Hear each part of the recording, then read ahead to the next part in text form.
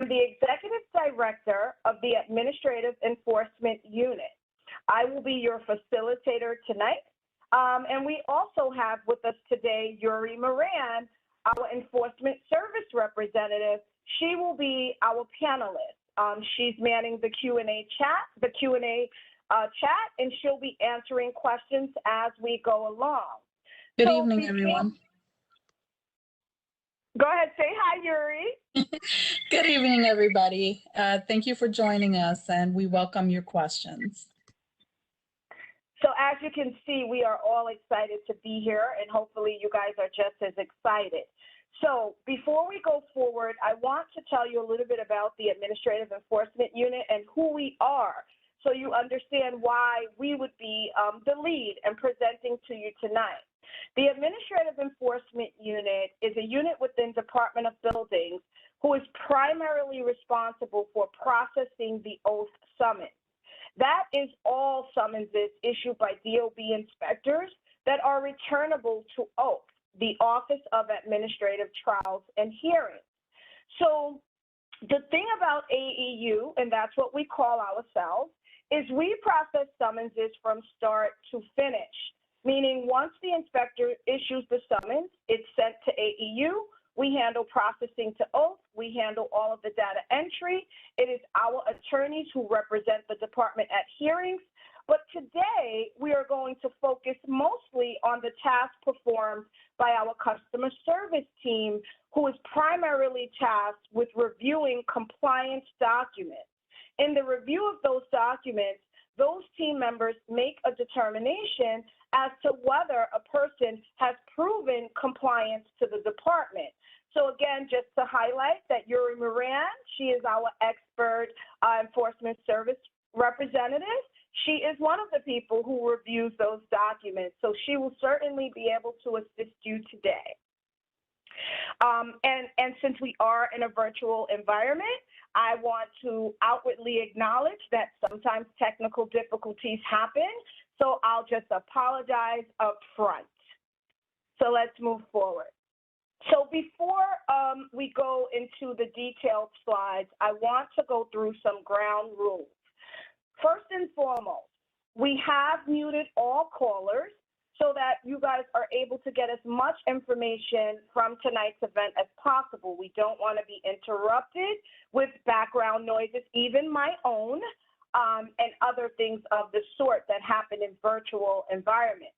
The second thing is that we are going to be posting links in our chat. So to be very clear, the links that are posted in the chat, if you double click them right now, it will take you right to the pages that they display. Right now, you'll notice in the chat, you see our Facebook link, our Instagram, Twitter, YouTube, and Flickr.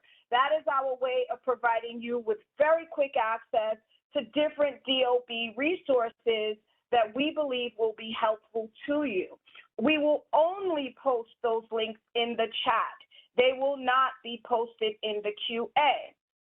Something else that is very important, submit your questions through the QA panel. The chat is open to you, and you can certainly use it to chat with each other or to attempt to chat with us. But remember, tonight, our focus is you guys. So we are busy trying to get you guys some information, and we will be answering questions in the Q&A panel. We will not answer questions in the chat. However, do not forget, the chat will contain helpful links that will help you along the way as we move through the slides.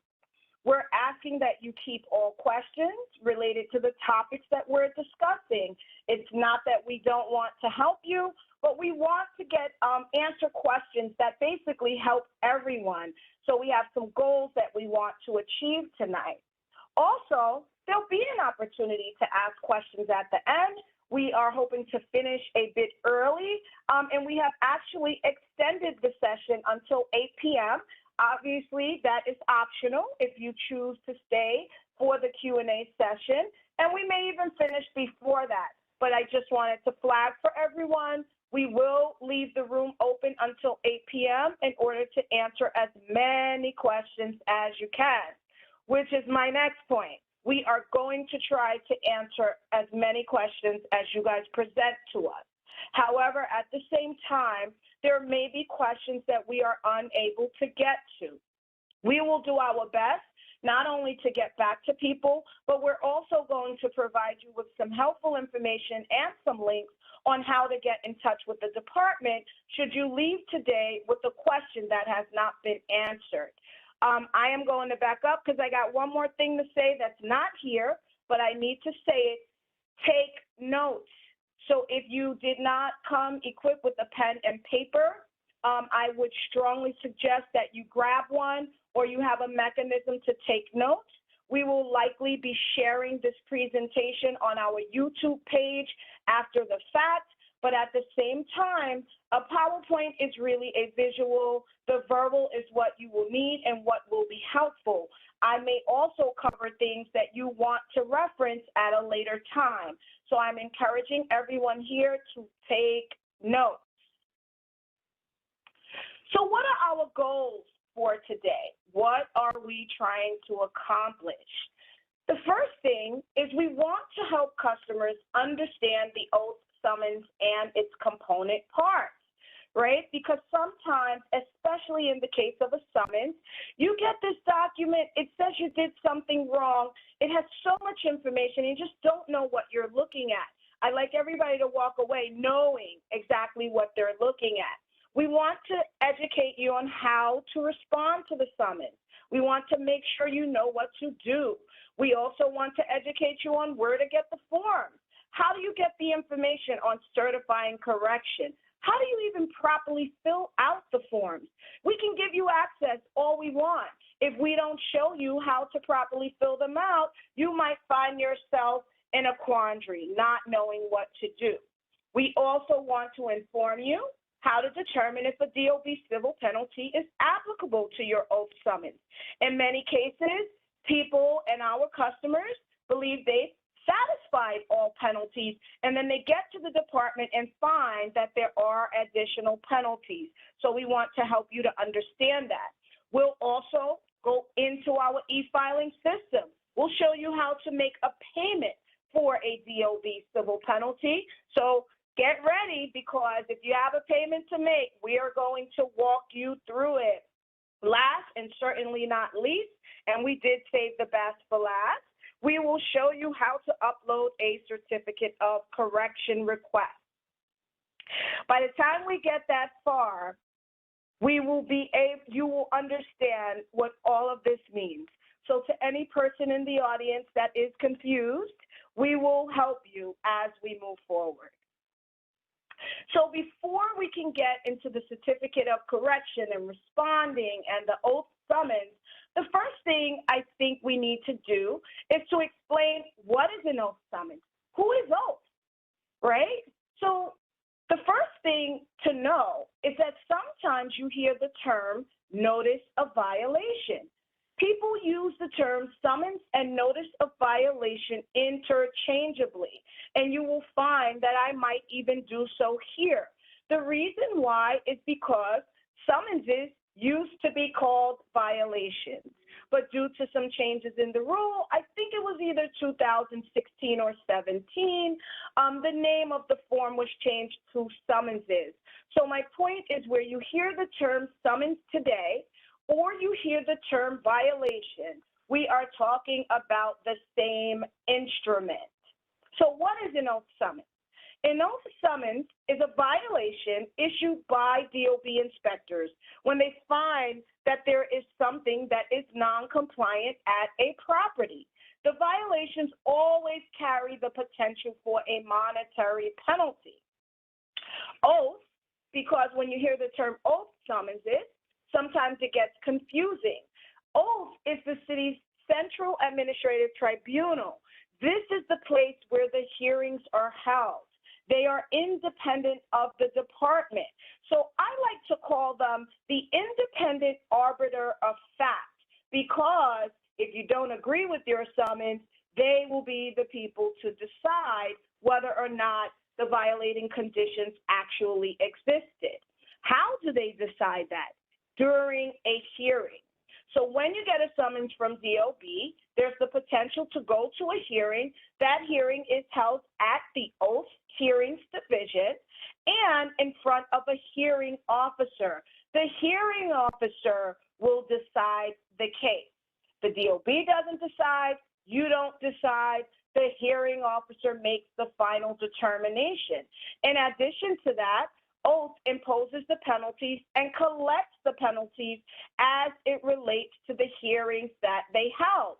So in other words, if you go to Oath, you have a summons, a hearing is held, you're found in violation, the standard penalty associated with the summons will be imposed by Oath, not the department. And we'll get into the differences between DOB penalties and Oath penalties. So before we do that, let's talk about what Oath does not do. Oath does not issue summonses. Again, they are the independent arbiter of fact. They do not employ inspectors. The DOB does not work with or for Oath. So many people, we hear this all the time, the city just wants to get money from us. Oath and the city are working together. We are not working together. They are independent and we have no control over them, but guess what? They have no control over us or the fact that we issue a summons. They do not create our enforcement policies, nor do they decide to whom or when we issue a summons. So our next slide gets into summons severity. So when the DOB inspector issues a summons, he or she has the discretion to determine how severe is the condition that I observe. We have 3 different levels of severity. Class 1 is the most dangerous level of severity.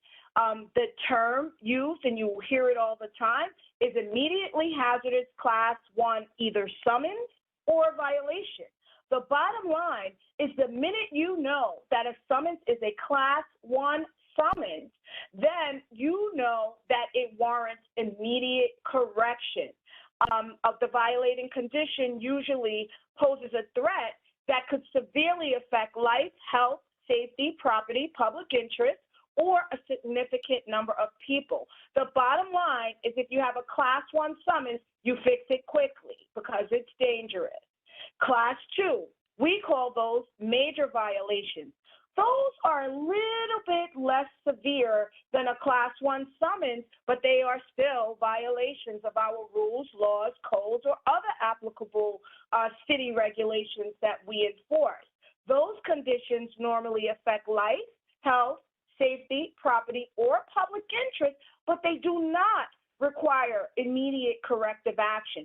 So that's the difference between that class 1 and that class 2. The class 1, immediate, you have to take action. The class 2, we're not saying you don't have to take action because our role is compliance and our number 1 goal is safety, your safety.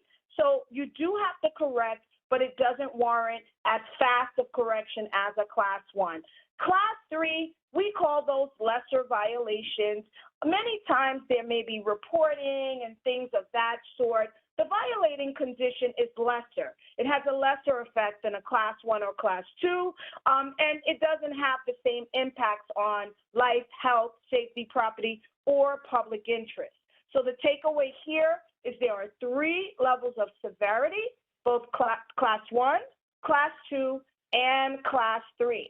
So before I move forward, I'm going to quickly, and I'm being very transparent with you guys, I'm going to quickly just take a peek at our chat and just see what's going on to see if there's any questions that we should answer right now. Looks like we're good, so I'm going to move forward. And again, Yuri Moran, our expert enforcement service representative, is manning the chat, so she will provide answers. If I see a question that I think everyone should know the answer to, I will say it out loud and we'll talk about it to everyone. So let's move on. In addition to class, there is also a such thing as an aggravated summons. So I will make this very simple, and I'm going to put it into my own words, layman's terms, and then we'll sort of look at what the code says. The bottom line is an aggravated 1 designation means that we have what we believe to be a repeat offender. It means that correction has not been made. It means that we've given previous files for the same condition or the same charge to the same responsible party over the last 3 years. So if we give one summons to a person, no action is taken, no one corrects it, we have the ability to what I call up the ante and aggravate it and now give a higher penalty, and we'll go over those penalties after we get through what aggravated 2. So that's the aggravated 1. Don't forget, same condition, same charge, same owner, same responsible party within 3 years.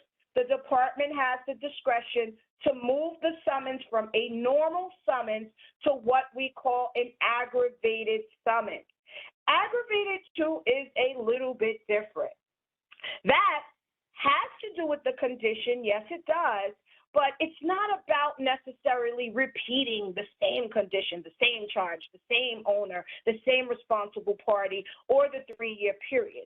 For an aggravated 2 designation, which is our most severe designation, by the way, accidents, fatalities, serious injuries, or the substantial risk thereof will allow our inspectors to aggravate the summons without there being previously issued summons. So that is the distinction between an aggravated 1 versus an aggravated 2. A great example, there's some type of incident, there is a fatality. I don't want to jinx anything, so I won't give specifics. But an incident, there's a fatality. We believe we know who is responsible. We issue an open summons, and you know what? This is the first summons. But guess what? That aggravated designation is going to be there, and it is going to be aggravated level 2. Why? Because there may have been a loss of life. We can also issue an aggravated level 2, for violating conditions that affect a significant number of people. So it's one thing when only one person might be affected, but if there are thousands of people affected, we might move directly to the aggravated 2 designation. Last, and certainly not least, there is the history of non-compliance. So let's think about this history of non-compliance. Previously, I just said to you guys that if it's the same condition, same charge, same owner, same responsible party within 3 years, then we can aggravate at level 1. So what would be the difference between that and the history of non-compliance? I'll tell you. The difference is that the history of non-compliance is not about the actual property itself. It is about the person, the respondent, and I'll give you that definition in a bit, the person whose name is on the summons, the person who is violating our rule of law, continuing to do so, and it could be at multiple locations across the city of New York. So a history of non-compliance basically means that summonses have been issued to this party, they have gone unanswered, so they have not been proven to be corrected, and this is happening not at one location, but it is happening across the city of New York. So as I said to you guys, I'm going to be going in and out of the Q&A and the chat to make sure that we're answering any questions that relate to these slides. Another thing to add for the aggravated designations, it's important to note that the penalty for an aggravated summons is much higher than the standard penalty. Aggravated penalties can range from a minimum of $500, which may seem small, but if it's a class 3, that might be big, all the way up to $25,000. And that is just the standard penalty. Later in our presentation, we're going to talk about per day penalties, and then you'll understand how if a summons is aggravated, these penalties could mount. I also, before moving forward, want to remind everyone that the department's goal is public safety, not just for people, but also for their property. So our role is to ensure that violating conditions that are observed by our inspectors are corrected. And we do our best to make that happen. So let's move forward. So I told you a lot, and I do recall telling everybody they should have a pen. So I'm going to be giving you a lot of info, but there's some things that you should know up front, and these are things that you should never forget, especially if you already have a summons that has been issued by DOB. The first thing is that each summons that we write comes with a commissioner's order to correct the condition and to certify correction with the department. So many times, folks receive a summons from the department, they fix the condition, they do not certify it as corrected with the department, which is proving that it is corrected to the department, and then they don't understand why the summons is remaining open in our records. It's because you have to do both prongs. You have to correct, and you also have to certify it as corrected. However, what if you go to a hearing and oath dismisses the summons?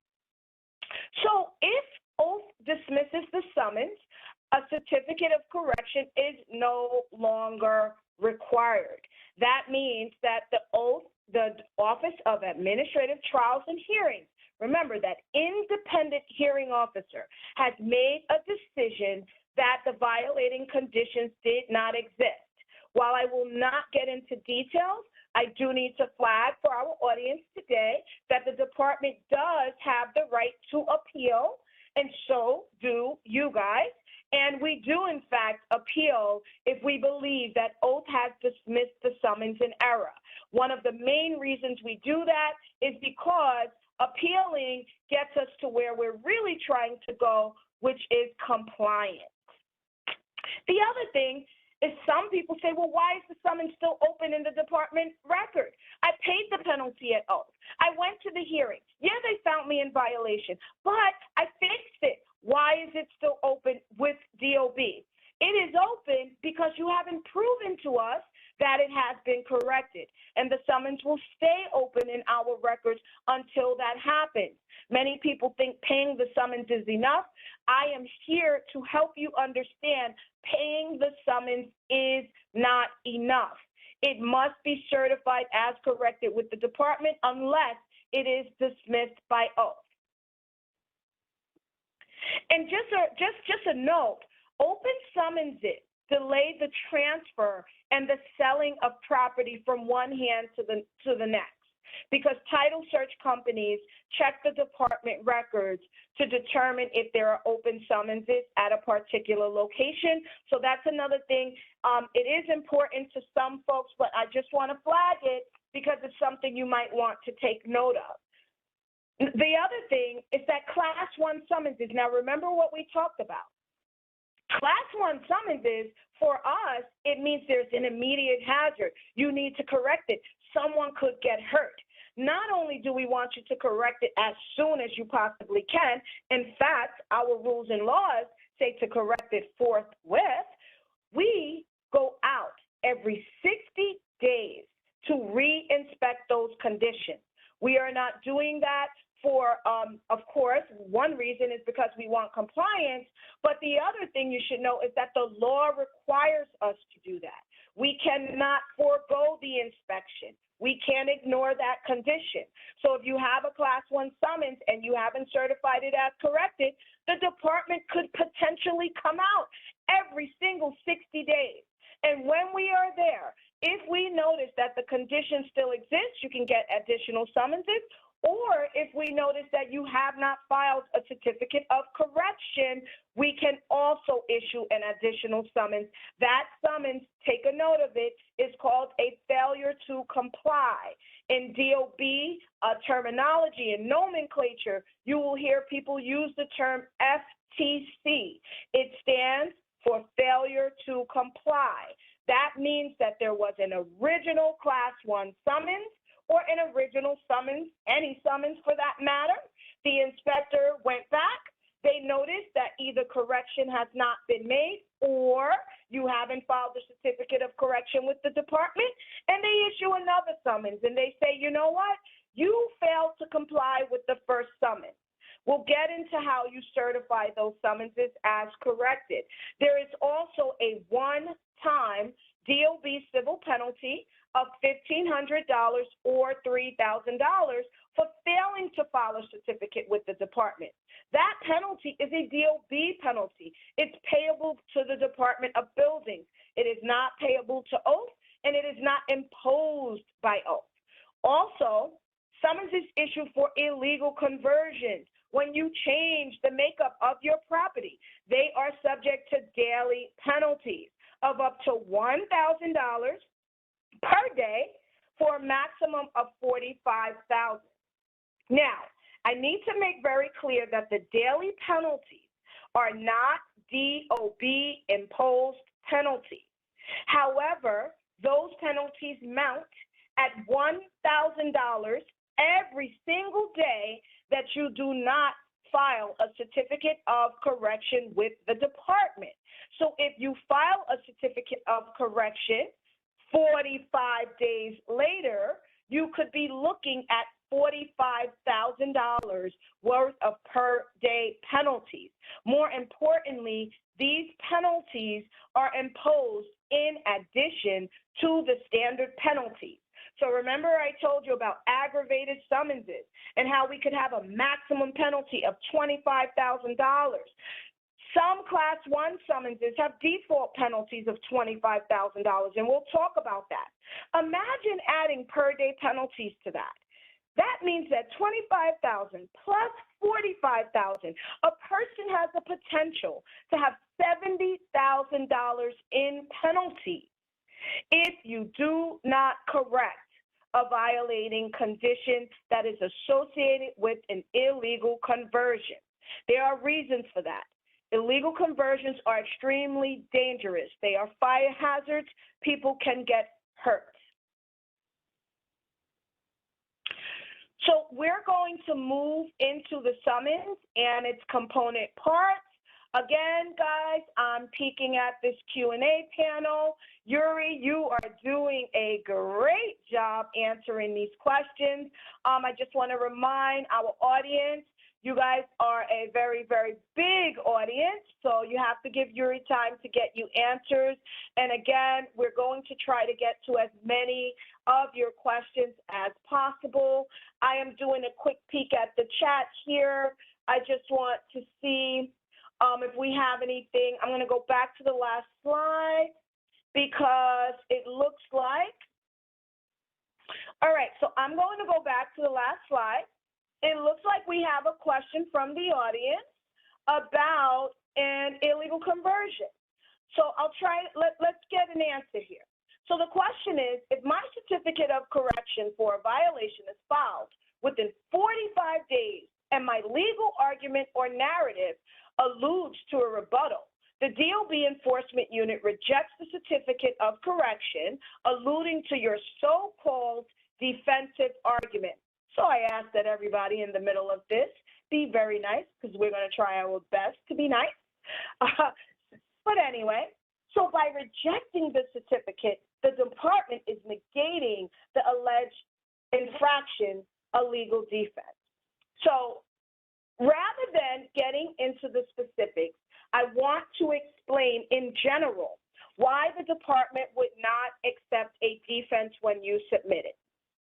So the first things first, and that is when a summons is issued, the inspector is making an observation that they are swearing to under the penalty of perjury.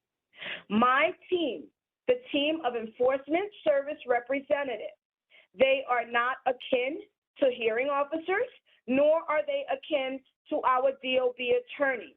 Once a summons is issued, the only thing that the compliance section, which is my customer service team, and I should say our customer service team, the only thing that they will look for is compliance. So if a person, or the submitter, I should say, is explaining to us why they do not believe the violation is correct, or why they believe the summons should not have been issued, or they provide proof to us that maybe the summons should not have been issued, my team will, in fact, reject that because we are not the neutral arbiter of fact. We will not make a determination as to whether the summons is valid or not.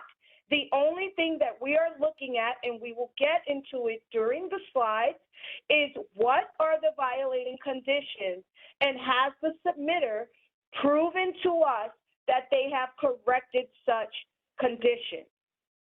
So there is specific protocol that prevents and prohibits my team, the customer service team, from accepting a defense. That is the answer. I'm going to do another peek. Let's see if we have anything else I think will be helpful to everyone.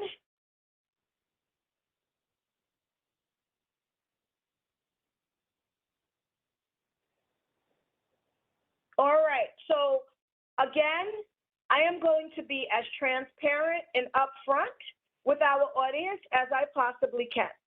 And I want to help you to get answers to all of your questions. A few things you should know so that you are not shocked. We will not and are not at liberty, nor are we authorized to answer policy questions here. There are some questions and some policies that cannot and will not be decided, one, in this forum, and two, by myself, and three, they require the DOB's entire leadership team to review. So if you present a policy question and you do not get an answer, it is because we have reviewed it and determined that it is a policy question. And just for instance, I see a question here about double jeopardy. I am not a hearing officer, nor am I an attorney, nor am I a judge. I will not talk about what double jeopardy is or is not. So I will keep moving because most of what I see here is policy questions besides what I've already answered. So let's move on to how to understand the paper summons. So remember I said when a summons is issued, there are many times that there's just so much information. And property owners, for the most part, are very afraid. I would be afraid. I kid you not, even a parking ticket, you know, any kind of ticket would scare a person, especially when there's some potential for it to have large penalties, right? And all of these implications. So the first thing you need to do is understand how to read the summons. So at the very top of the form, and I am going to use my mouse to just circle the area. I would use the highlighters and pens, but it starts changing the way my mouse operates, and I want to keep moving. So at the top of the form, you have the summons number. Here, the number is 352-246-600Q. If you ever need to ask a question or deal with the summons, you always want to provide that number because it gives us and gives the person answering a way to help you out. They need to actually see the summons to help you. The next piece, the next section, the second section here, is the respondent. You guys heard me use that term. It is a term that you will hear often and a term you see on the face of the summons. In layman's terms, it means the person who we wrote the violation to. It means the person who the inspector believes is responsible for the violating condition that he or she observed. The occurrence information, that is very straightforward and very to the point. It's the date things happened, the place, the time, the borough. We even sometimes include the block, lot, and bin. I say sometimes, it's almost all the time, but at the same time, the place of occurrence gives you clear notice of where we believe the summons or the violating conditions took place. Next section is the hearing information. This information is very, very important to any person who has received the summons. You want to use this information in order to know when do you go to your hearing. Right here, it says hearing date. This is the date that you attend the hearing. There's also times. That is the time that we expect you to appear at the tribunal. We'll talk later. Appearances are not happening in person. So no one show up to the tribunal right now. We'll talk about that later. Also, which borough, which oath tribunal? On the reverse side of the summons, we have all the borough office listed. If we weren't in the COVID environment and people were reporting in person, that's where you would find that information. This next section is extremely important. The commissioner's order to correct violation condition. This means that our commissioner is ordering you, not only saying that they observed, that the inspector observed the violating condition, but we are ordering that you correct the violating conditions and certify the violating conditions as corrected. To be very clear, the department does not know that you corrected a condition unless you file a certificate of correction. Even if we go out and we see that you corrected it, we will and can write a summons for not filing the proper paperwork. We need proof on our records that you have complied with the summons, and we cannot gather it for you. Also important, a cure date. We will get into what a cure date is all about and how that can benefit property owners. But in short, a cure date is the deadline that you have to correct the condition and avoid an oath penalty. You're not only avoiding the penalty, but you're also avoiding the hearing. The next section here is just as important. It's what the section of law that we believe was violated.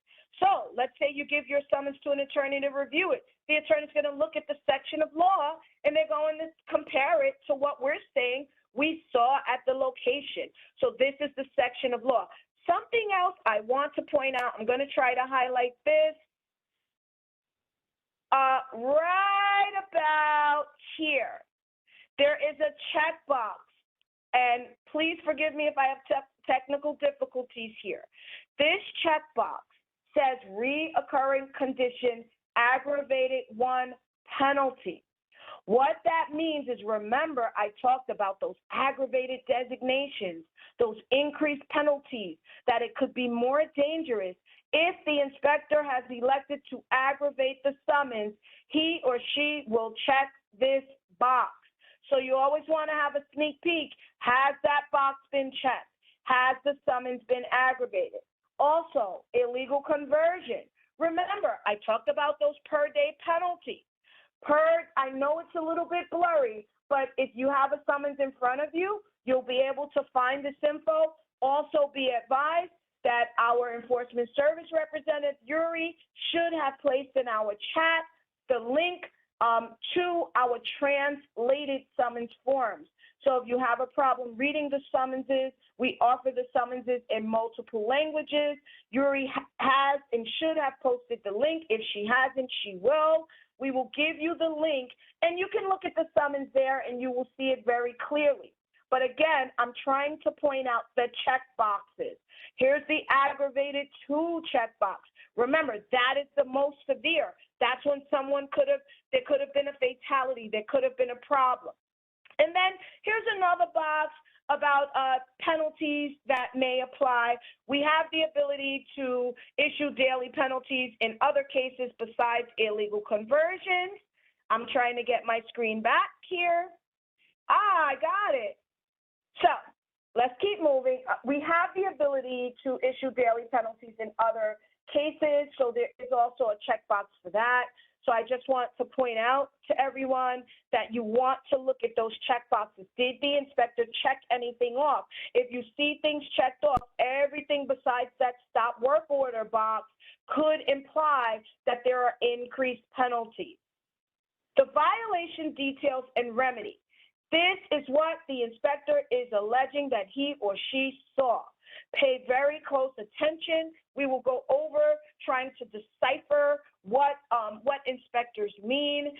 If you have difficulty, you can always reach out to AEU. Our contact info will be provided at the end of our session, so you'll be able to reach out to us if you need help. Also, the remedy, right?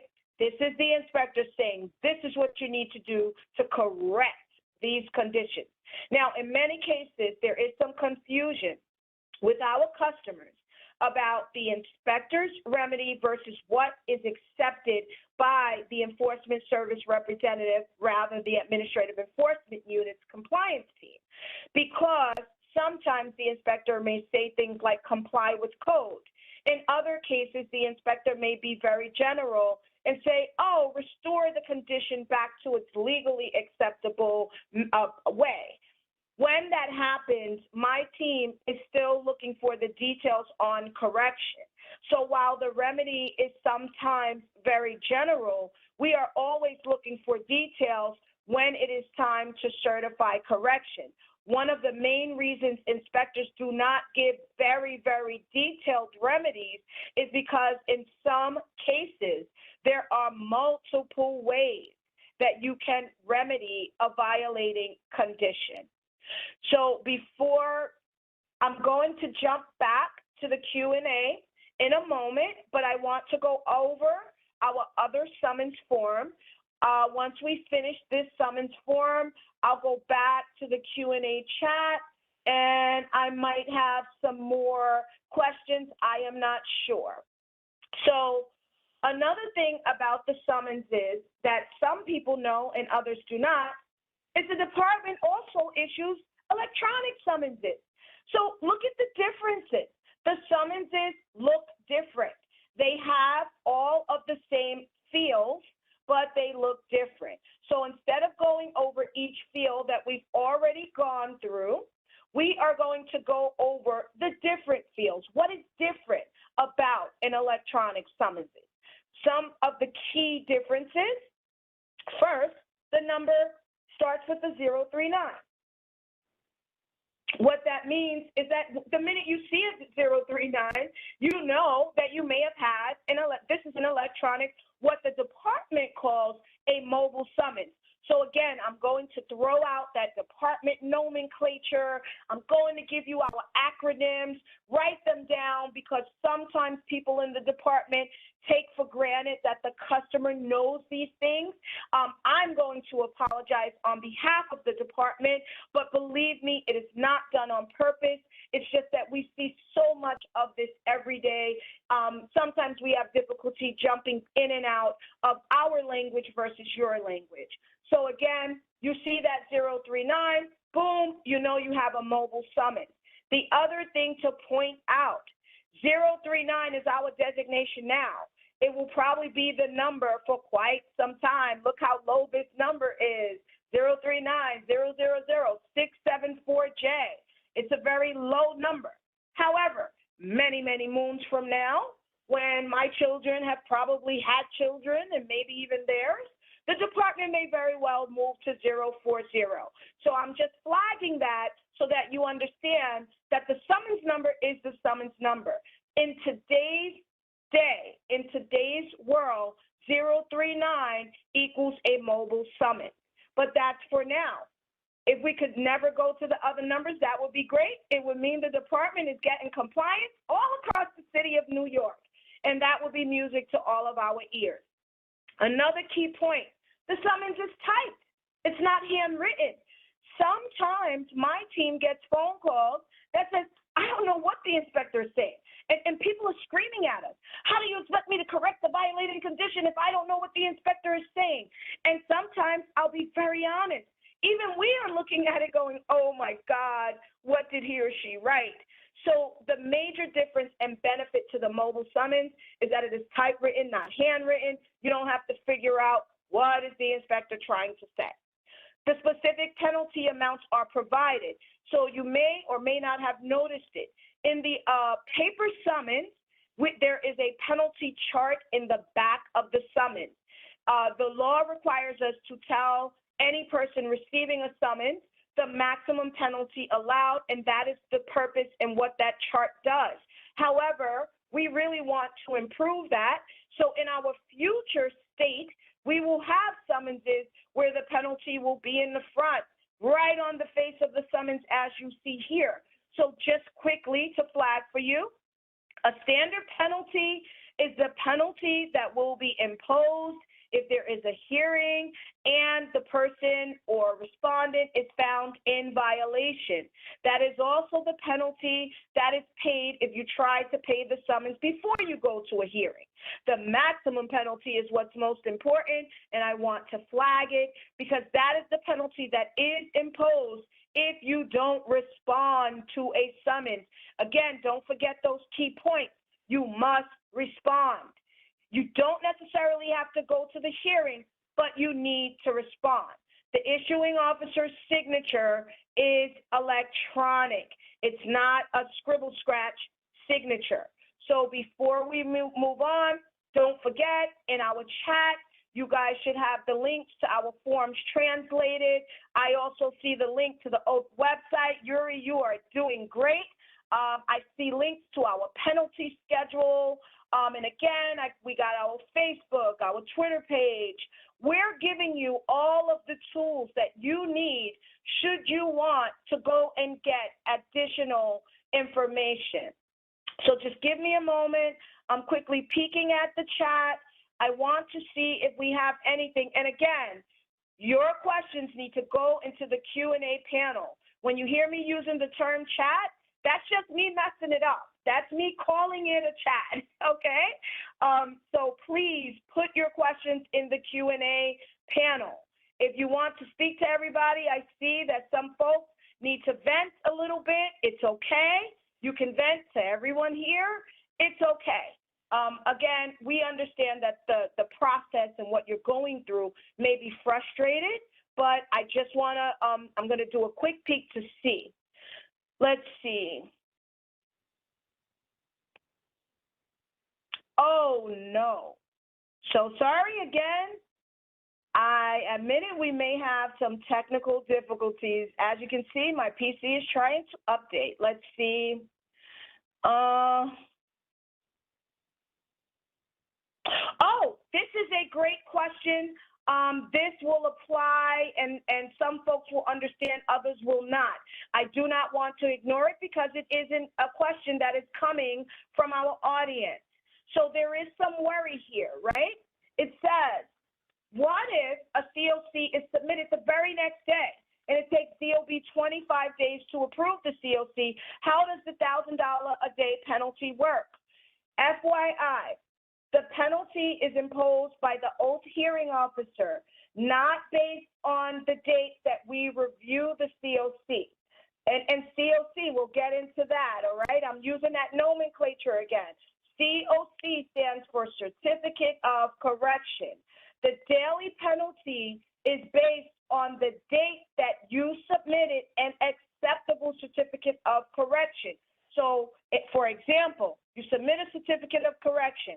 The certificate is acceptable. The department takes 25 days to approve it. The department approves it. Oath is going to impose the penalty based on the date you submitted, not the date we reviewed. We also update our compliance system to reflect the date you submit, not the date that we approve. We realize that sometimes approval is not as fast as our customers would like. We are a team of approximately only 13 people. Last year, we reviewed over 80,000 certificates. We get thousands each month. So we would love to do them all instantaneously, but it is just not possible. But we do everything in our power to ensure that our customers are not penalized for the time it takes for us to review the COC. So we're going to now get into COCs, right? I keep talking about it. I almost wish I had this slide earlier, but let's talk about what a certificate of correction is, right? You keep hearing me say, you got to respond. You got to certify the summons as corrected with the department. So what the heck is a certificate of correction? What is a COC? So don't forget, when you're going to hear that department, those acronyms, that nomenclature. So when you hear the term COC, we are talking about a certificate of correction. What is it? It's evidence submitted to the department that proves that the violating conditions have been corrected. Now, proof of correction can be submitted anytime after a summons is issued, except if a summons is issued for filing a certificate of correction that contains a false statement. In that case, we wait, well, it's not us. I should not say us. I should say the law, because our law, actually, not rule, requires us to wait until the hearing is held and a decision is made before a certificate of correction can be submitted to the department. But again, do not forget, that is only in cases where a summons is issued because a person has filed a certificate of correction containing a material false statement with the department. We're not going to get deep into that in today's session, but I need to flag. It is a violation of our rules and laws if you submit a false document, certificate, anything to the department that is not true. And our inspectors have the right and the liberty to write a summons that says you submitted a false statement. Again, the only time you have to wait for the hearing is when the false statement was in a certificate of correction. So if you think about that, what it really means is we're saying that you didn't tell the truth to the department in a certificate of correction. You know what? Before we review or allow you to submit, let's let oath, the independent arbiter of facts, make a decision as to whether the statement submitted to us was actually false before the certificate of correction component kicks in.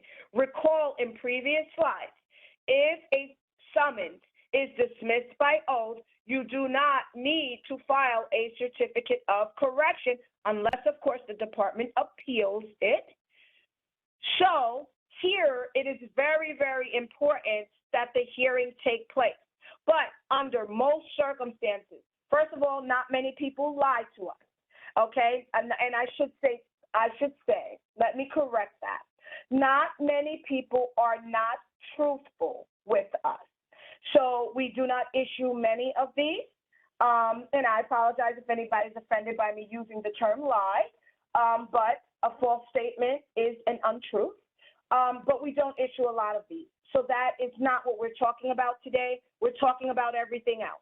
We are talking about summonses that have been issued for violating conditions that need to be corrected so that you guys, the public, your property, and other people remain safe.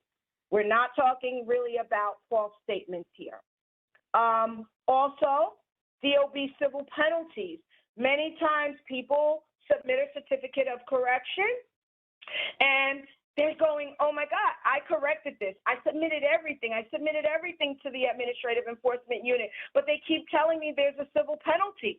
Do you remember that I said if there is a Class 1 summons that has not been corrected, meaning a certificate of correction filed with the department, not only can we do re-inspections and issue more summonses, but the department may issue a one-time penalty of $1,500 or $3,000. If a DOB civil penalty exists, you must remit payment before we will approve a certificate of correction. Later in our slides, we're going to go over DOB civil penalties and what are the different types that impact a certificate of correction review. Again, what is a COC? A certificate of correction. It's proof that you corrected those violating conditions.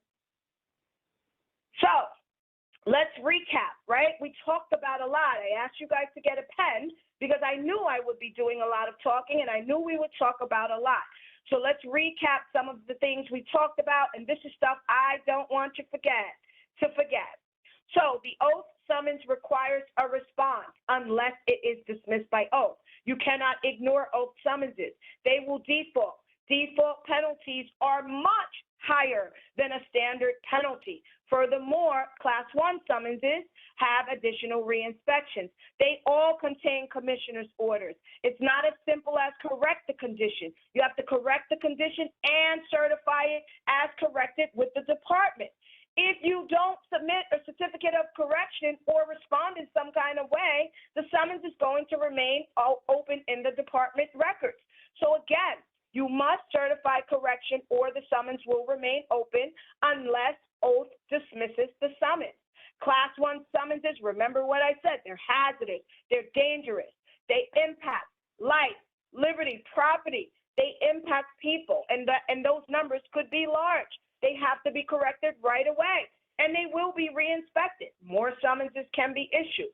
If it's an acceptable certificate of correction is not received, administrative code, if anyone has been wondering, I keep saying the rules, the laws, administrative code section 28219.1, that is the section that, I won't even say authorized, let me be very clear, requires the department to issue a penalty, a DOB civil penalty for failing to file a certificate of correction for a Class 1 summons. And to be very upfront, it's not just any correction. It is an acceptable correction. So if the certificate of correction that is submitted is not acceptable, it is akin and the same as not filing one at all, and the person, respondent, and property is still subject to that one-time penalty and re-inspection. Now, you see here that I say the administrative code requires that we issue a penalty ranging from $1,500 to $5,000. Currently, the penalty is $1,500 for 1- and 2-family homes and $3,000 for all others. When I say all others, I mean all others, meaning any property that is not a 1- and 2-family home, commercial property, 3-family homes, 4-family homes, any property that is not a 1- or 2-family home. Later in our slides, I'll show you an example of what the DOB civil penalty of $1,500 looks like, okay? Last, certainly not least, again, this is a recap, guys. Don't forget these things. The per-day penalties are $1,000 per day for a maximum of 45 days. They apply to Class 1 summonses issued for illegal conversion. Administrative Code Section 28210.1 says that we have the right, and we actually must issue those per-day penalties. Remember the maximum, $45,000. The clock stops at 45 days. How do you stop that clock? I wish I could hear your voices and you could all in unison say, submit an acceptable certificate of correction. 10 days, it takes you 10 days to submit an acceptable certificate of correction, otherwise known as a COC. That is $10,000 in addition to the standard penalty. So, let's talk about how do you respond, right? Because I just told you guys that you must respond. I didn't tell you how. I didn't tell you what to do. And today's session is about making sure that you know what to do. So as I said, I'll be going back and forth in the Q&A. I just want to throw that out there. I do have some other stuff coming my way. After this slide, we'll take a peek at it and answer some of your questions. So again, let's talk about how to respond to the summons.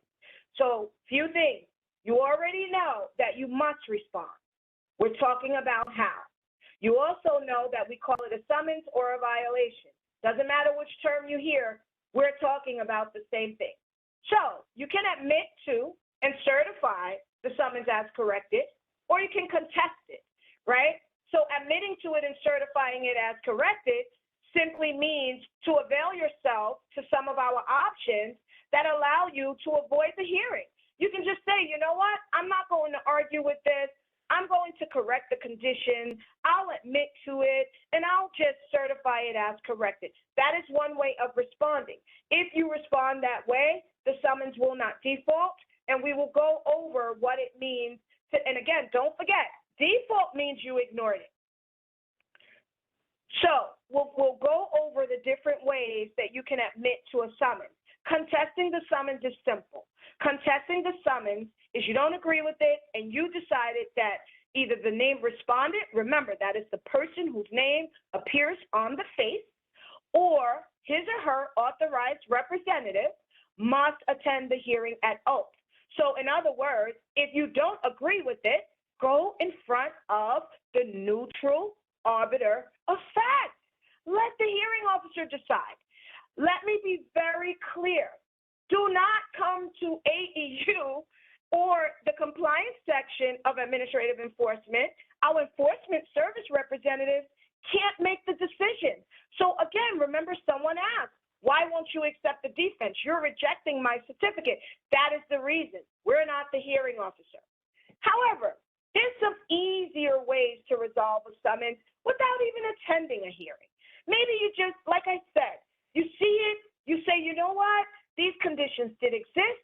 I'm going to correct them, and I'm going to certify them as corrected. The first way to do that is to cure the summons. So remember in the slide with the summons form, we went over cures. What is a cure date? What does it mean? Now we're going to go into what an actual cure is, right? And what does curing mean? But for the purposes here, you can avail yourself to a cure, correct the violating conditions before the cure date, and submit an acceptable certificate of correction. If you do that and you do it successful, you do not have to attend the hearing, but don't forget, you have admitted to the conditions. You've admitted to the summons. If there is a stipulation offer, and again, it's if you receive a stipulation offer, you accept the offer, you pay the reduced penalty amount, and you submit an acceptable certificate of correction. If all of that is done successfully, you are avoiding the hearing. And we'll talk about what a stipulation means. Or you can just pay it, right? Remember I said, paying the summons is not enough. Paying the summons is not enough. You can pay the standard penalty, and a reminder, it is not payable to DOB. It is payable to oath, not DOB. Let's back up. You can pay the standard penalty, which is you admitting to the violating condition, but you must also submit a certificate of correction. So you pay the standard penalty prior to hearing, you're admitting to the violating conditions, and you submit a certificate of correction. If you do that, you are successfully resolving the summons without having to attend the hearing. So let's get into what these things are. I'm just doing a quick time check. I see where we are, and I want to get deeper into the system. I want you guys to see the system. So let's go over a cure. What does a cure mean? I'll put it in layman's terms. A cure means you get to avoid the hearing and the penalty altogether. It is one of the best options in resolving a summons. But don't forget, it also means that you are admitting to the violating conditions. All Class 3 summonses are curable, and most Class 2 summonses are curable. Class 1, Aggravated 1, Aggravated 2. Remember, I talked about those severity levels. They are never eligible for cure. Never, ever. The cure date is found on the face of the summons. We went over that. So again, you submit the certificate of correction prior to the cure date. The certificate must be acceptable. If you can do that successfully, you will avoid a penalty and you avoid the hearing, but you are admitting guilt. Sometimes cure dates are in error put on the face of the summons. I have to put out there, we have to go by our penalty schedule. Remember, in our chat, Yuri has posted the link to our penalty schedule. Have a peek at it. The penalty schedule dictates what is curable and what is not. Remember that nomenclature, the term curable, we're talking about cured. If the summons is not approved for cure, the person whose name is on the summons or a representative can attend the hearing and dispute the summons, or you can just pay it. It's up to you. What is a stipulation? A stipulation agreement is a little bit different. A stipulation agreement buys additional time. So what the department is saying is, hey, if you correct this violating condition within the next XYZ number of days, and all of the timeframes are in the stipulation agreement, then we will One, give you more time to correct it. And then two, you don't have to have the hearing. And three, and most importantly, the standard penalty gets reduced by 50%. So you are paying half of the penalty. In exchange, you're paying half of the penalty. You're certifying that summons as corrected. So again, the requirement here is that you certify that summons as corrected. All stipulation agreements come with a compliance due date. You have to do all of this before the compliance due date. Just in case anyone's wondering, again, everything goes based on your date of submission. So if you submit an acceptable COC before the compliance due date, then you will be granted the stipulation. If you do not, the standard penalty reverts back to the original amount. It is no longer cut by 50%. You do not and will not have the ability to attend a hearing. Why? Because you have already admitted guilt. In addition, the COC will need to be resubmitted. You have to keep resubmitting until you get approval. Furthermore, failure to honor stipulation agreement may result in additional summonses. So another way, like I said, the last way is to just pay. This is very simple.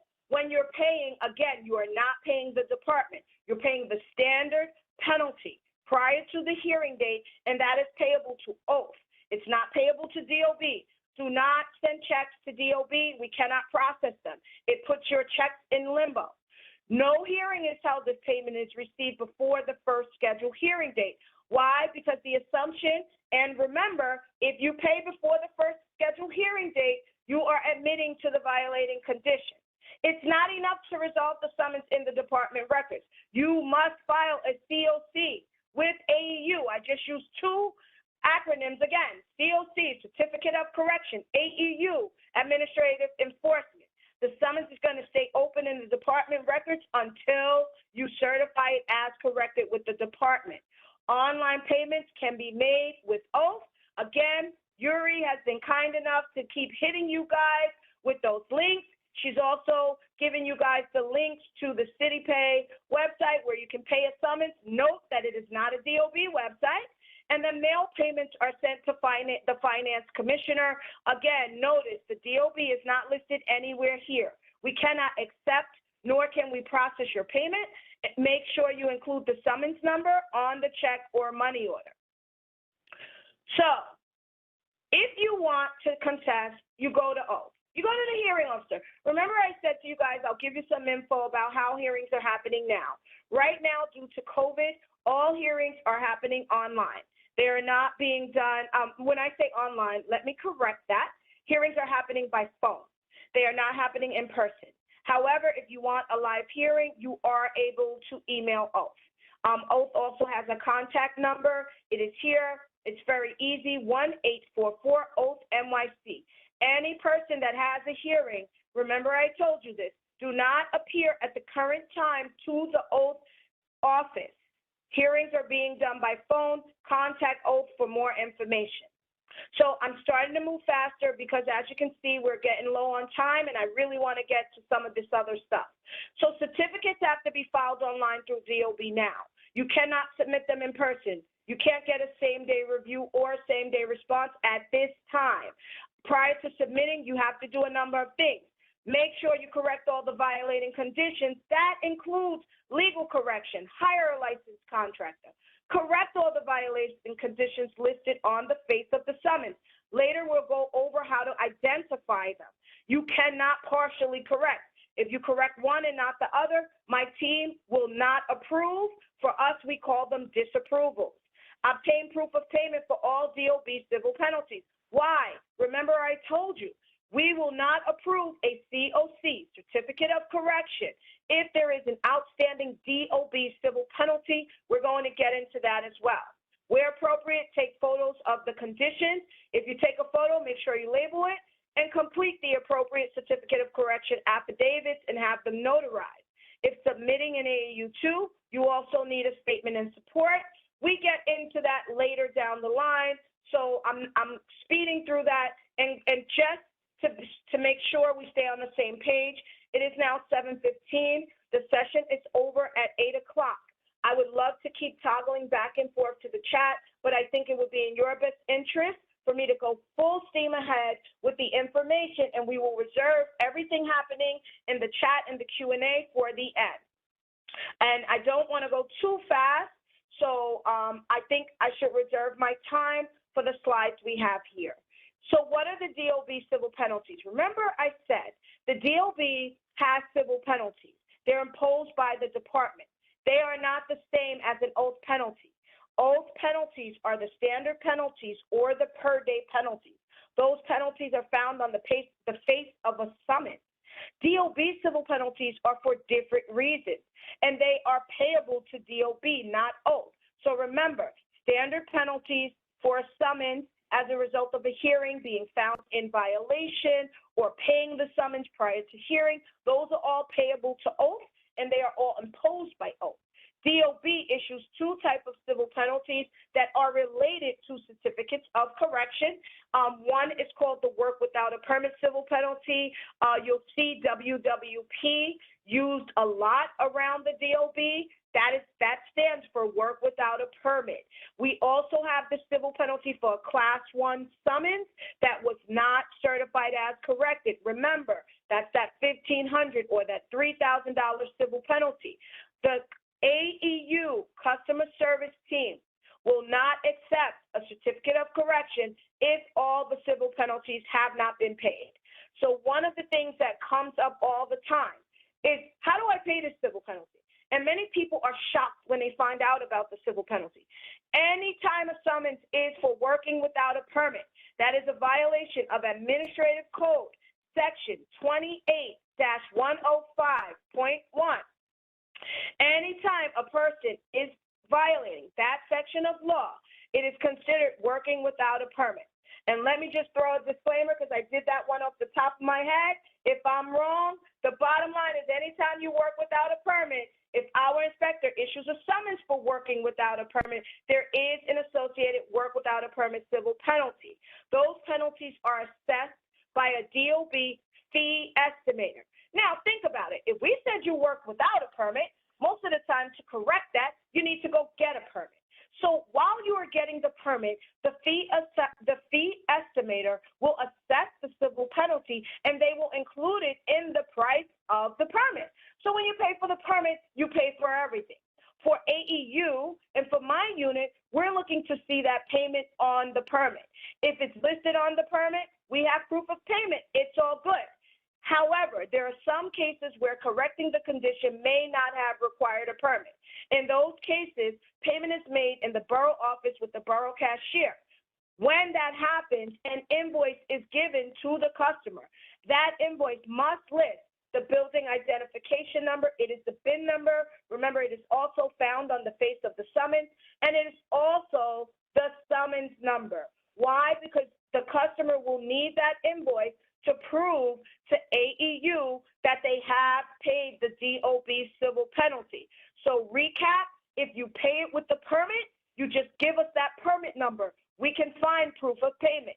If you pay it with the cashier, give us that invoice. We need a copy of that invoice because that is our proof of payment. I'm going to go back, hone in on one thing here. Be sure to check your invoices before you leave the cashier.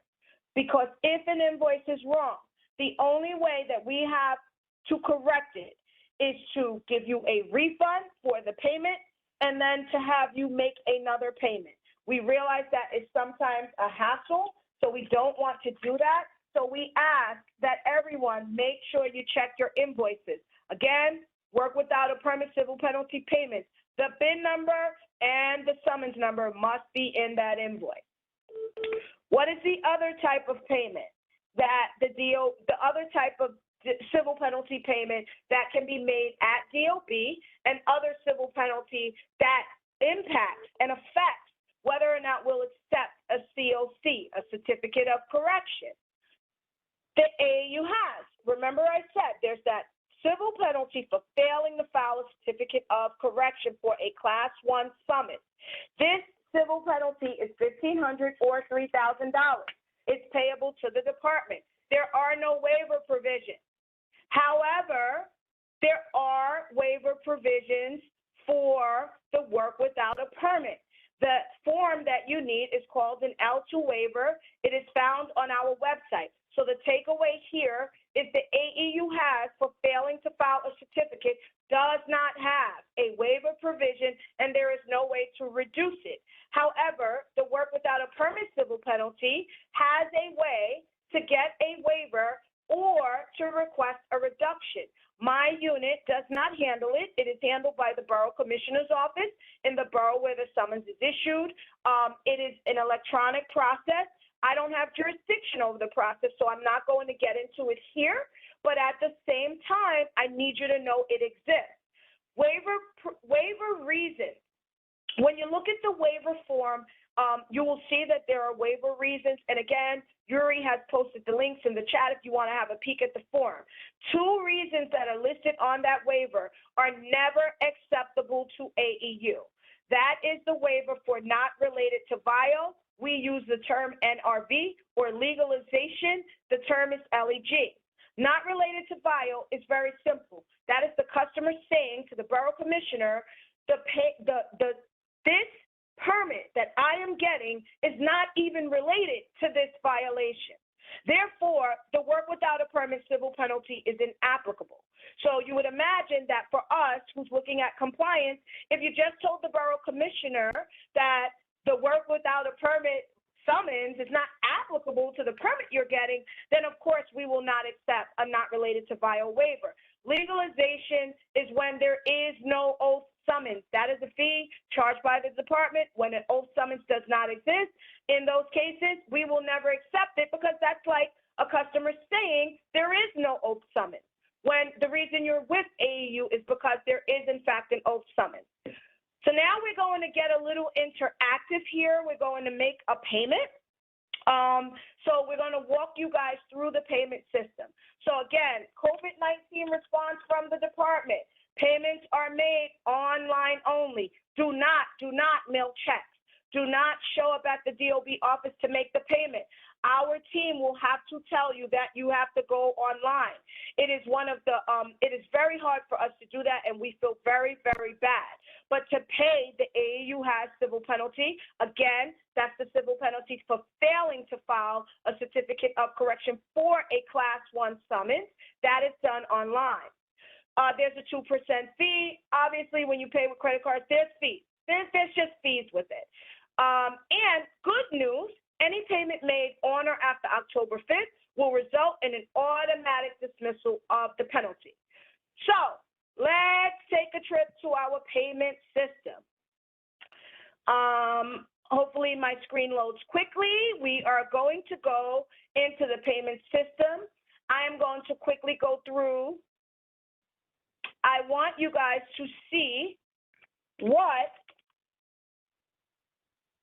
an AEU has, also known as the DOB Civil Penalty for failing to file a certificate of correction with the department. I want you to see what it looks like from your perspective. Notice these red banners. This is our test page, so no, this is no one's property, but there's a flag here. Violation for failure to certify correction for a Class 1 violation. DOB civil penalties due. When you see that red flag, you know there's a civil penalty. At the bottom left corner of the page, the civil penalty notice is listed under violations-DOB. It is not under the oath summons. It's a DOB. I just went, and again, we're looking at it from the DOB webpage and what it will look like. If there are multiple violations on a property, you can actually sort for what you're looking for. I'm looking for AEU hazard. Today, we're going to make a payment for AEU hazard number 10003. Notice you got your penalty amount, $1,500. You got your location, your bin, block, and lot. You even have the underlying summons number and the AEU has issue date. A note. This underlying summons number is the Class 1 summons that the department believes you have failed to certify as corrected. If ever you believe you did certify the summons as corrected prior to the issue date of this AEU has civil penalty, AEU can assist you. because that means that the department has made an error, and we have absolutely no problem with correcting an error. So now we're going to go into our payment system. Again, remember, guys, all payments are made in our e-filing system. If you scroll to the bottom left corner of the page where it says Express Cashier Payments, sometimes people get confused because you don't see AEU has, you don't see civil penalties. It's under other fees. When you select other fees, the box will open up. But look at that, you gotta hit show. If you hit show, you'll have the option of a host of different fees. Today, we are trying to pay AEU has number 10003. So I am going to select hazardous violation penalty payment. What is the borough? It was Manhattan. What is the house number? 1. What is the address? I hope I get this right. It is Biz Test Street. All right, we're moving right along. So some notes I want to point out. Always double check the info. You never want to make a payment on a wrong summons or a wrong property because now you're making a payment. Amount paid to date. Oh my goodness. It tells you how much has been paid to date. By the way, guys, this is me practicing for you. I did this twice already, over and over again.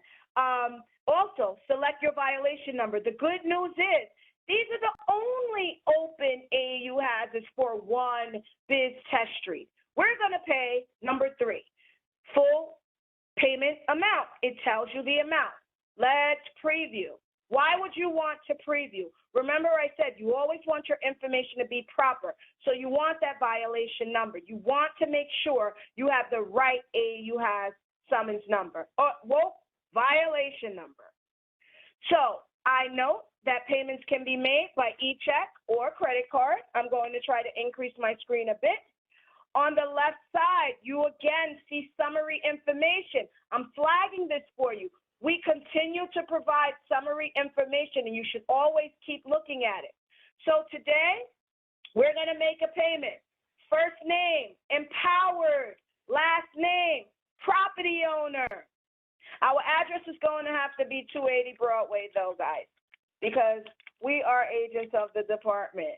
At least I am. 1007. Phone number, a lot of this is self-explanatory. So you want, but the one thing to note is you want to put the info that will actually give some contact for yourself, right? You want us to be able to reach you, and you want to have the right info. Notice I just went from NY to New York. So if you get messages like that, change it, fix it. So please wait. The page is processing my payment. It's telling me my method of payment is any of these credit cards. Let's keep going. Again, look at this summary info. I'll try to make it a bit bigger. You got that summary info again. Empowered property owner. That's what I want everybody to walk away with. I can do nothing about the $30 convenience fee. I don't even think the DOB can do anything about it. This credit card is not real, so don't try to use it. Not that you would. But let's go ahead and make this payment. You put in your card number, your expiration, and your CVV. So some notes. Look at this disclaimer. You're confirming that you're authorizing this payment. You're confirming 4 different things. Make sure you read it. Check your address.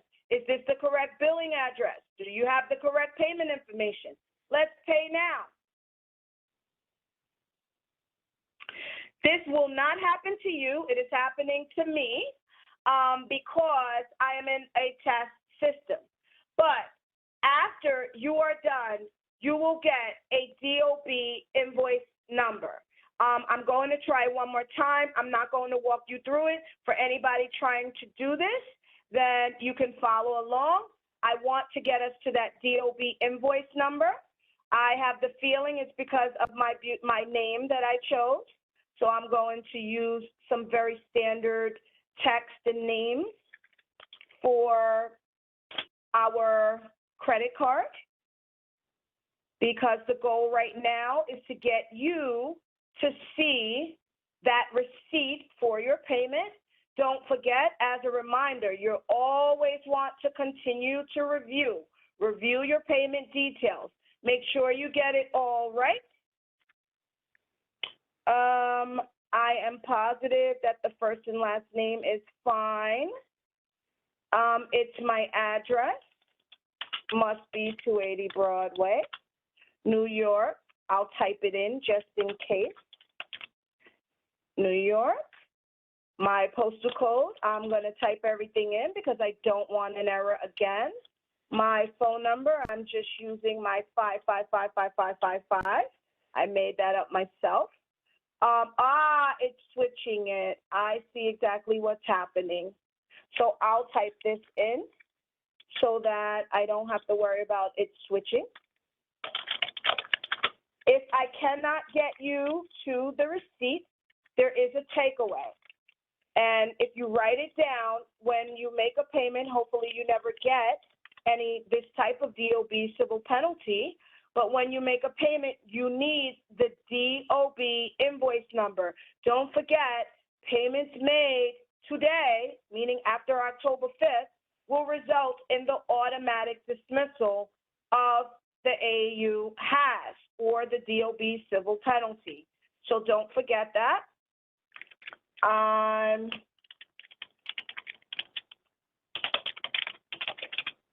Don't judge my typing skill. I want to type it all in because I don't want difficulties. 111. 1, 1, 2, 3, 4. 1, 2, 3, 4. 1, 2, 3, 4. We got our card number, my expiration, and my CVV.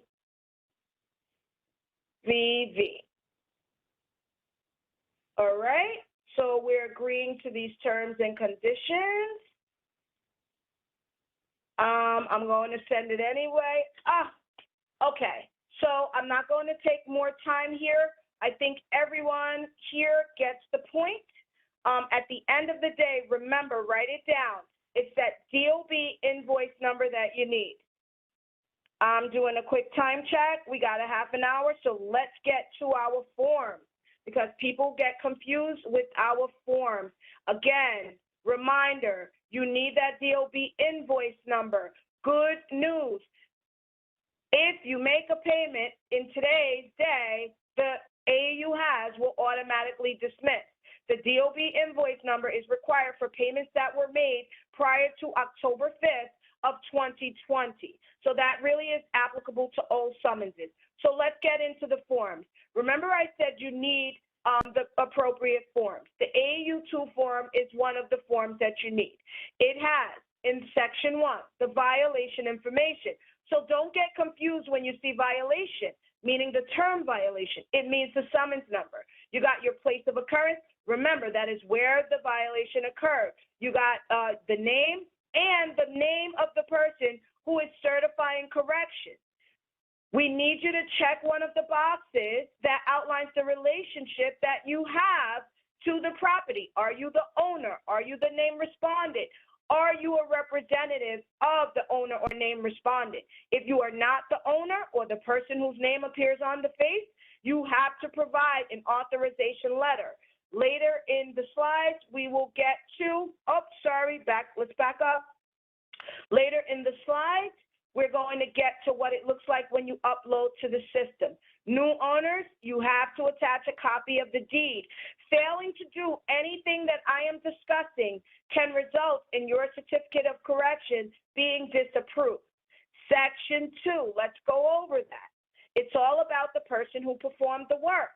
You complete this section by inserting the date the violating conditions were corrected. Check the box to indicate who fixed the condition. Was it you? Was it a contractor? If you give us the name of an individual or a contractor, give us their license information. Section 3 of the form, the penalty and waivers. This is all about us processing Remember, we got those questions. Oh, if you take long, what happens if you take long? If you flag for us that it is a cure or a stipulation, we will prioritize it and try to get it back to you before the stipulation compliance due date or the cure date. But we need you to give us those dates on your form. Submit an acceptable form before the due date.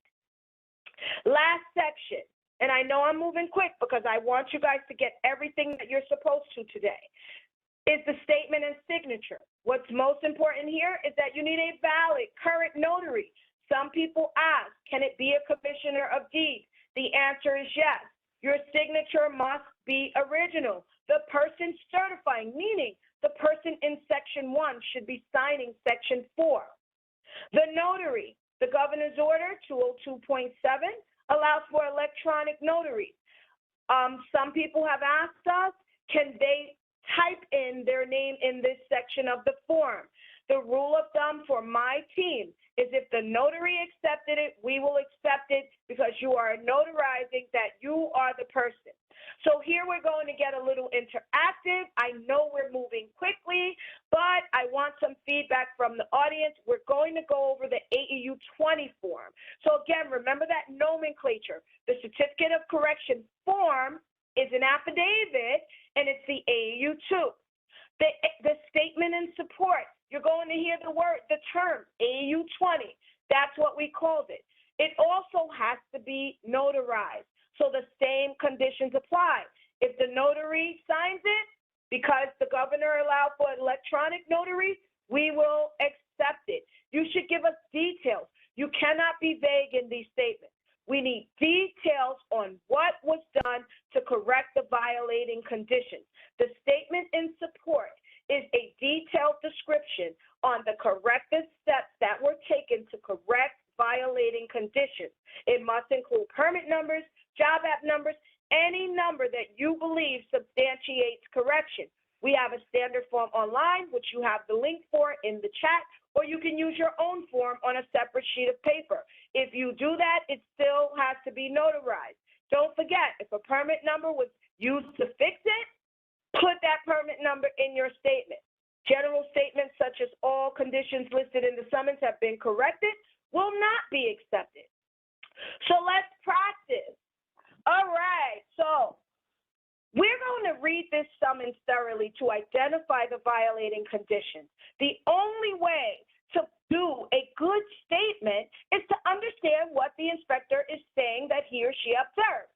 So here, the inspector says, failure to provide unobstructed passageway exit. Note, exposure 4, north elevation, 3rd floor, fire escape landing displays several plants and pots, obstructing egress in the event of an emergency egress, right? So it's like, it almost makes you feel, what is he or she saying? But at the end of the day, in order to be able to write a good statement, you have to decipher and pull out what were those violating conditions. So at this time, we're going to do a poll. The question in the poll is, what is the violating condition?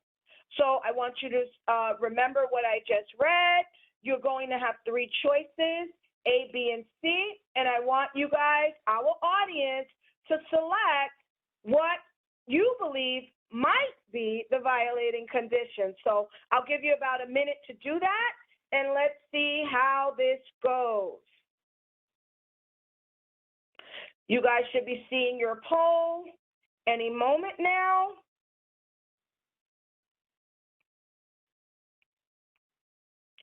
All right, we're going to watch some of these answers. So again, what are the violating conditions? What is the inspector trying to tell us? A, there is an unobstructed passageway. B, the 3rd floor fire escape landing is obstructed by plants and pots.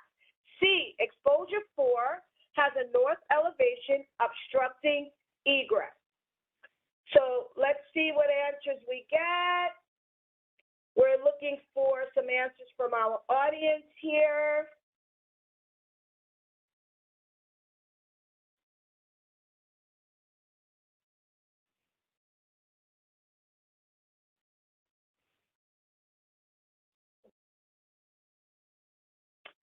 So poll has ended. Let's see, what is our answer? The answer is B. The third floor fire escape landing is obstructed by plants and pots. So, what is the remedy? What is the inspector saying to do? The remedy is remove the obstruction. We're not going to do a poll for that. So there's some basic info about the AEU 20, the statement in support, that will help you get through writing it. And it's very simple. Many of us learned it in elementary school. What information must be provided to substantiate correction? Who? Who corrected? What was corrected? When was it corrected? Where was it corrected? How was it corrected? Notice I didn't say why. Because the why is because there was noncompliance and a violating condition, and we need the public to be safe. So here is a visual of the AEU 20 form. This is the statement in support. Let's see. Where will we write who? Right here. I, the person duly swearing under perjury. That is the who. Who is attesting that the violating conditions have been corrected? What is being corrected? The summons. When was it corrected? Insert the date that you corrected it. Where? The place of occurrence. Where did the violation occur? How? How did you correct the violating conditions? What did you do? Remember I said details, details, details. So we're going to practice one more time with a very quick poll. I think we're good. We're going to make it to the end, and you guys are going to be empowered when we leave. Today's poll, I want you to choose which statement best describes correction of this summons. So you want to pick an answer that would be acceptable to AEU, right? A, the pots and plants were removed. B, there were no obstructions on my fire escape. And C, I removed the pots and plants from my fire escape located on the third floor at exposure 4 immediately after receiving the summons. The pots and plants are now situated within my dwelling unit and are not on the fire escape. Let's see, let's get some answers here. Let's see how we do. Hopefully you guys are picking the right one. We're going to close the poll in a few seconds. Come on, if you haven't selected, let's go. And as soon as the poll closes, let's get our answer. Our answer is C. C gives all of the details that I talked about. We talked about the who. Who did it? I did, right? We didn't have to talk about the when because that's at the top of the form. That's the date. But remember, here we're talking about the who did it, and we're talking about how did you do it. So all of those details are here. We don't have a statement that simply says, I corrected all the violating conditions in the summons. We have those details, and again, if there are permits, you want to say them and list them here. So we also have a form 3321. That is for violations of our site safety training. Yuri is going to put into the chat the link to our webpage, our safety webpage. The most important thing to note here is that if there is a summons that cites a violation of building code, section 3321.1 or 3321.2.1, you must use the form AEU 3321. We will not accept an AEU 2, and the good news is you won't need an AEU 20. So remember those terms, AEU 2, Certificate of Correction, Affidavit, AEU 20, Statement in Support. If you are completing a 3321, you do not need either, and we won't accept either. The first section, we went over this. This is a lot. It's very self-explanatory. You're inserting the summons, place of occurrence, and all of that information, but you must check the box to indicate your relationship to the place of occurrence. Are you the permit holder, the property owner, or are you a subcontractor? A note for all property owners in the room, the contractors can certify corrections of these summonses on your behalf. Section 2, the course provider info. The vials of these sections of our code are because there was a worker on site that did not have the appropriate training. So we ask for the course provider's information. We want the worker's name, their job title, the course provider's name, and their address, and to the date the training was scheduled to take place, or the date the training was completed.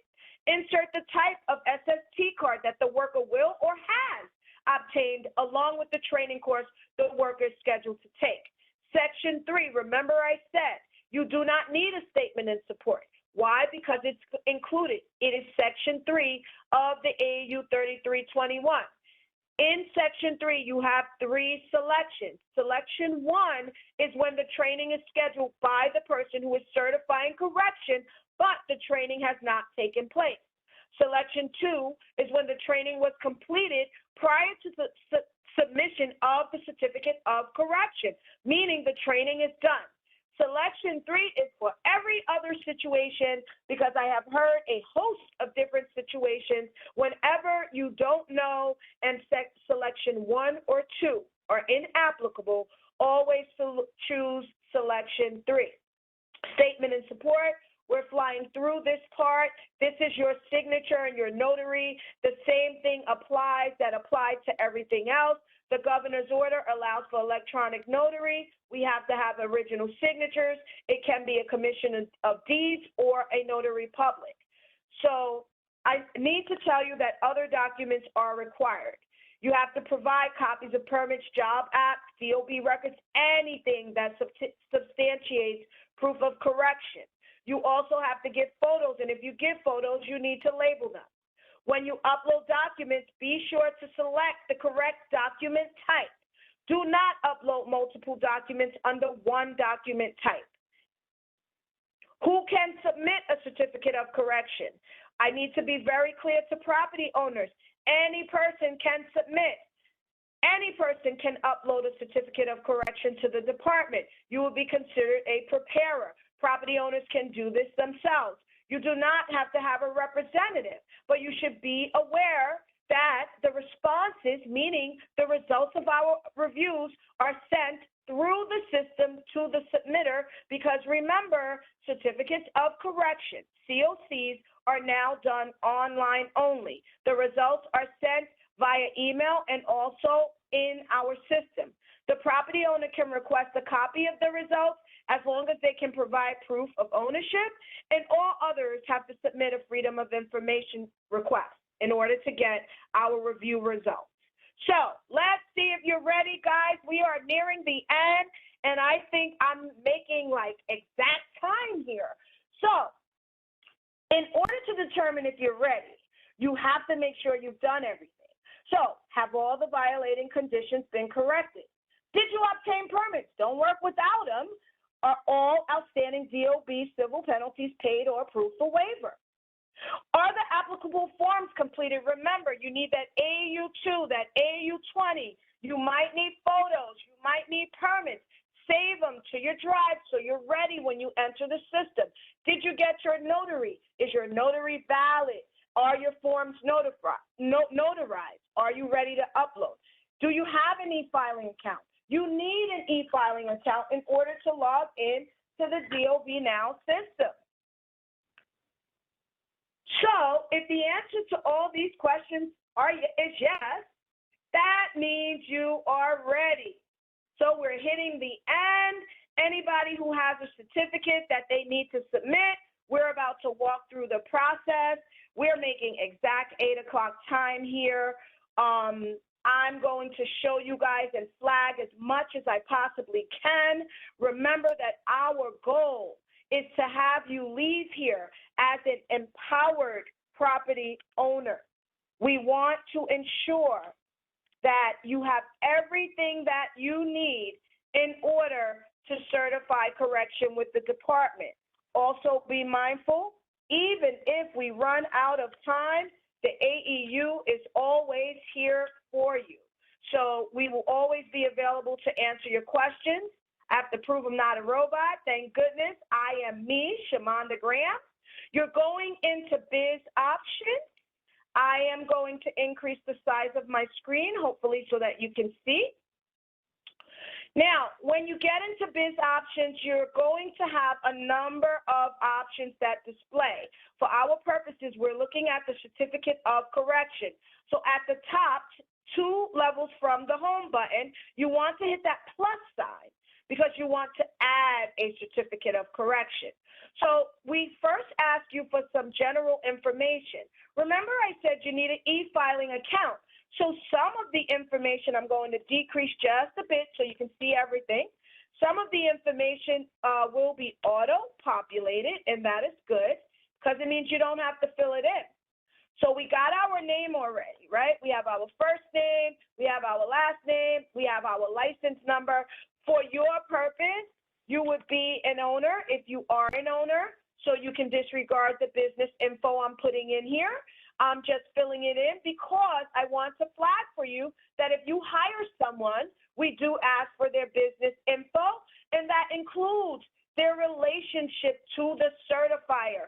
Notice we are not asking for the relationship to the property owner. We are asking for the relationship to the certifier because I, the owner, can complete the form and I can give it to someone else to submit to DOB. So if that were to happen, my relationship to the certifier, maybe I'm the sister, maybe I'm the mom, maybe I'm a preparer, maybe I'm an attorney. The relationship can be anything, but we do ask for the info. If you possess a DOB-issued ID card, we ask for that as well.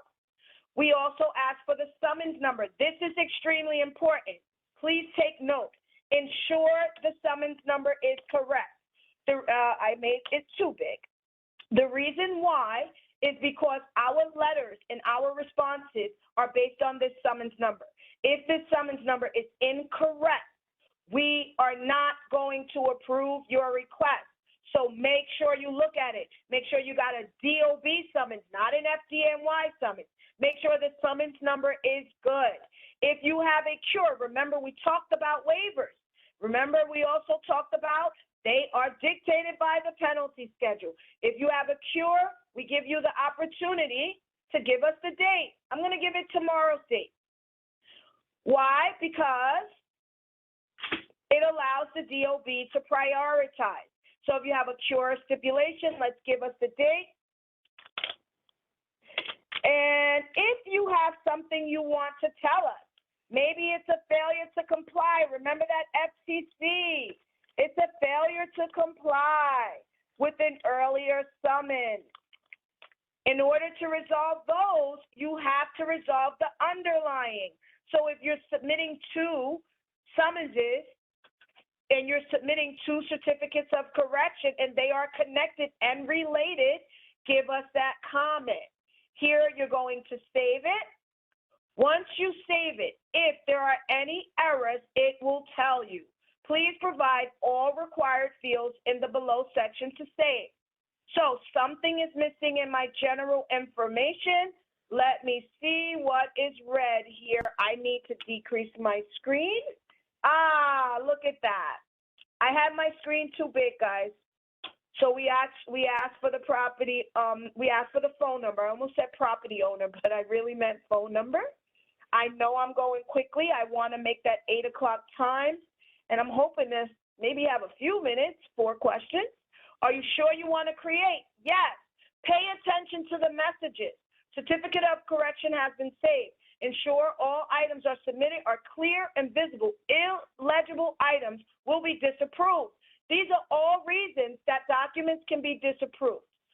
Once you get your general info, now you're submitting your documents. Remember I said you need that AEU 2, that AEU 20 form. That's your certificate of correction form and your statement in support. But where are you going to get that form? I have to decrease my size a bit because I need the ability to upload this form. And in order for me to do that, add document. You guys can see it now. So you select add document. I am going to go in my files. Remember, we talked about choosing the right label. My team is using this labels. You have tons of them here. Make sure you select the right one. So if you're giving us a plan, select plan. If it's a permit, select permit. Here we're doing an AEU 2. I'm uploading that AEU2 form. Document uploaded. So you know what? I'm just going to try to submit this request. Let's move on to my signature because I decided I am ready to go. I want to submit this. Anybody who is with us today, you know that in order to actually get an approval and in order for this to go smoothly and for you to be approved, you have to submit all of the required documents. So it wants me to save it. That's fine. Look at this notification. Your certificate has been saved. Click submit, right? So let's go up to the top. Let's do submit. Look at this. The system won't even allow you to go forward. Please upload the following documents to proceed. Again, I'm calling your attention to the error messages that you will see. If you have done anything that is not working in the system, it will tell you. The reason why it's stopping me is because, remember, you must always have a certificate of correction, AEU2, and you must also have an AEU20 unless the summons is for violating our safety-related infractions, meaning workers were at a work site and were not trained. Now that I have uploaded both documents, I'm going to go back and I am going to save my submission. And I am going to submit it. What's my notification? Remember, we want to look at this. It's telling me, sign this. So when you sign, make sure you read the disclaimer. Never sign things that you have not read. Please upload the summons and violation form. It is asking me for more stuff. Again, please pay attention to the error messages. But I also want to point something else out to you. Watch this. I'm going to upload a photo. Right now, it asked me for the summons or violation form. So I'm doing this on purpose. To the right of your screen, you actually, let's go and view this. We're going to save it. All right, let's move to the right in this screen here because I want you to see that you can view your document. So let's view what I submitted. The system asked me for the summons and I gave it a photo. FYI, there is no way for our system to tell if you gave us the appropriate document. My team's role is to review these documents. If the documents are incorrect or if there is anything wrong, we are going to disapprove. And the goal today is to approve. It also asks you, are you sure? Why? If you want last-minute changes, that is the time to do it. Certificate of correction review request has been submitted. I want to highlight a few other things, and then we're going to go into Q&A, and we made it with 2 minutes. All right, so I'm going to go to our contact info for the purpose of giving you guys everything you need. I want you to note that COC number before I clear this screen. Always keep your COC number. That number is your key. It connects you to the review that you submitted. I'm going to go back to our PowerPoint. We are at the end. So let's get into some tips, and then we're actually done.